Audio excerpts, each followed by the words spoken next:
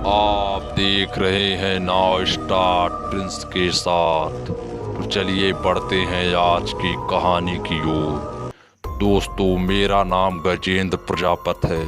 मैं राजस्थान का रहने वाला हूँ। मैं आज जो आपको किस्सा सुनाने जा रहा हूँ वो आज से 10 साल पहले मेरे साथ घटी। दोस्तों, आपने सुना होगा कि रात को पानी पास रखकर सोना चाहिए। ये मेरी कहानी पानी पर आधारित है। आज से लगभग 10 साल पहले मैं अपने मामा के यहाँ जैसलमेर गया।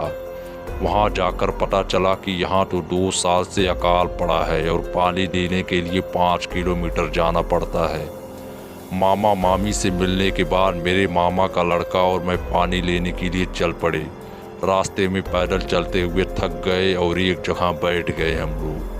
तब उसने एक किस्सा सुनाया। पिछले साल पानी की वजह से एक औरत का बच्चा रो रहा था और वो काफ़ी बीमार था।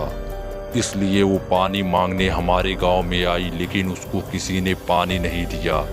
जब वो वापस लौट रही थी तो रास्ते में उसको ठाकुर के घर पर पानी दिखा तो उसने बिना पूछे पानी पीने की कोशिश की। दोस्तों, जब उसको ठाकुर ने देखा तो गुस्से से आग बबूला हो गया और कुदाली लेकर उस औरत की तरफ दौड़ा। उस औरत ने भागने की कोशिश की लेकिन वो गिर गई। ठाकुर ने बिना आव ताव देखते कुदाली से उस औरत की हत्या कर दी। उसके एक दिन बाद उस बच्चे की भी बिना पानी के मौत हो गई। कुछ दिनों बाद खबर आई कि उसी कुदाली से ठाकुर को भी किसी ने मार दिया और धीरे धीरे उसके पूरे परिवार को किसी अनजानी ताकत ने मौत के घाट उतार दिया। यह किस्सा सुनने के बाद हम दोनों पानी लेकर वापस गांव की तरफ लौटने लगे। हल्का हल्का अंधेरा हो चुका था। अचानक हमारे सामने एक बच्चा आया और पानी मांगने लगा, लेकिन इतनी दूर से पानी लाने के कारण हमने उसे मना कर दिया।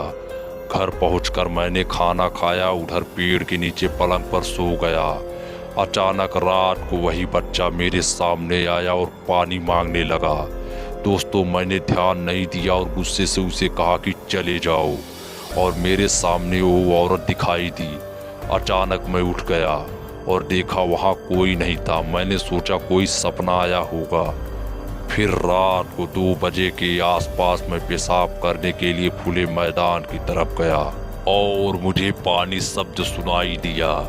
मैंने सोचा मामी होगी। फिर मैं वापस पलंग की तरफ लौटा ही था कि अचानक फिर पानी शब्द सुनाई दिया।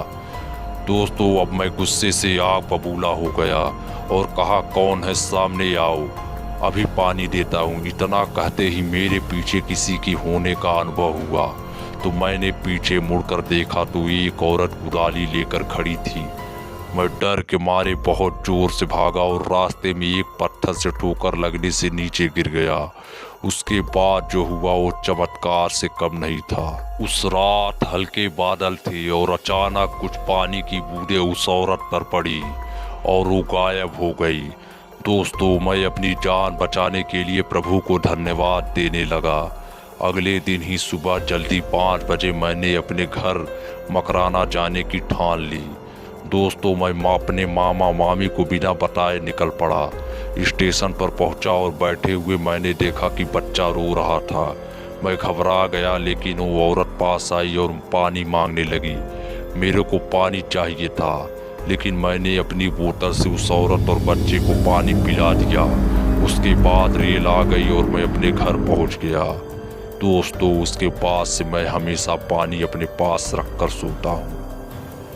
यदि आपको यह सच्ची घटना अच्छी लगी हो तो कृपया हमारे चैनल को लाइक और सब्सक्राइब जरूर करें।